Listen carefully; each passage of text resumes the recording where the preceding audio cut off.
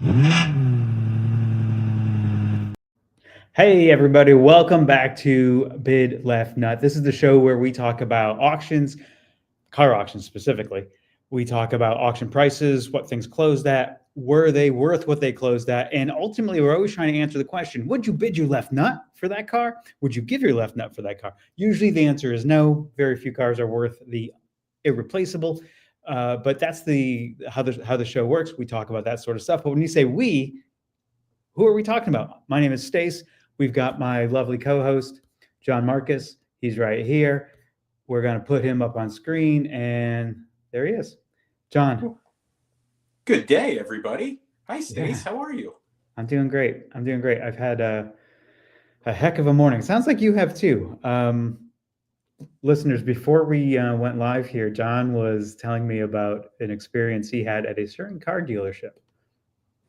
I look. I'm a pretty positive guy, and I'm pretty low key. However, I can't help but notice that customer service has gone the way of the dodo, and it makes me feel like an old boomer to say that, but the experiences that I've had lately are they're insane. It's like an episode of Seinfeld. And I had one of those episodes today where it just drove me nuts. But I'm doing better now. I'm happy. I'm excited to be here. And I don't know. I'm excited to talk about cars and their values. We're gonna do it. We're gonna do it. So there were a couple of.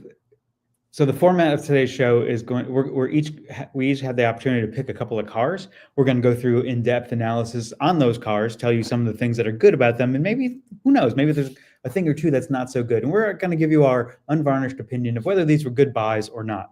Some of them happen to be for good reasons, whether it's investment or nostalgia or just like a great car to drive around. And some of them you're like, somebody lost a lot of money or somebody has too much money burning a hole in their pocket and they bought that shit box. So we're going to go through those right now, and I'm going to put up the cars that I selected.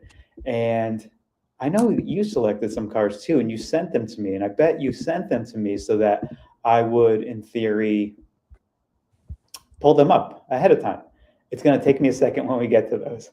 That's okay. I'll sing and dance while we're waiting. Excellent. Okay, so here's what we're going to look at. So not that, nothing happened. So here's what we're going to look at. Are you seeing anything other than a black screen? No. I mean, I see me and you. Yeah. Okay. Is this where I start singing and dancing? Nah, you don't have to sing and dance just yet. So, who knows? Well, it says it's sharing. This is exactly how we want to start this show. What if we went like this? What if we went like that? I see you. Oh, I see me. I see us. Oh, excellent. It's really strange because it worked yesterday. Interesting. Well, in the meantime, while you're working on that, have I ever told you about the time I went to a certain dealership and they were so apathetic with my presence that it made me raise my voice, which I don't like to do? I don't think it's a bad idea if you want to tell that story right now. Yeah, let me tell it.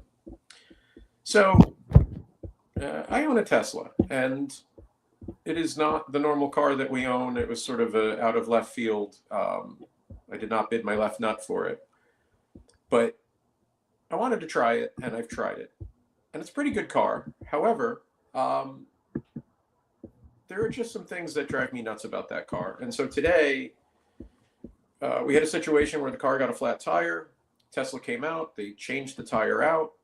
They gave us the flat tire back and put on a loaner tire. And effectively, they sent my wife on her way for me to remedy this flat tire. So I went to my local tire place. I tried to get that done. They said that they couldn't patch it, so we ended up getting a brand new tire. Anyway, bring the loaner tire back to Tesla, say thank you very much. Loaner tire, ladies and gentlemen. Have you ever heard of such a thing? Not a loaner car, just the loaner tire. And I bring it back today, and they say, did you get this repaired somewhere else? And I said, well, yeah, because you gave me the flat tire. I didn't know what else to do. and they wanted to charge me $100 for getting it done elsewhere, was their terminology, because I didn't get it repaired or replaced at Tesla. The problem is you can't tell me that when I bring the tire back. If there was an option, please let me know that before you send me on my way, or else it sounds a little like extortion when you're like, okay, now give us $100. So look, I don't know if it was user error, but all I know is they remedied the situation, but it took me being a complete jackass for that to happen. So That's my that's new. experience, That's not. He's rarely a jackass. So I don't know what to. Speaking of user error, I have no idea what to say because you've lost it all. I have lost it all. I mean, it says that we're sharing a screen, but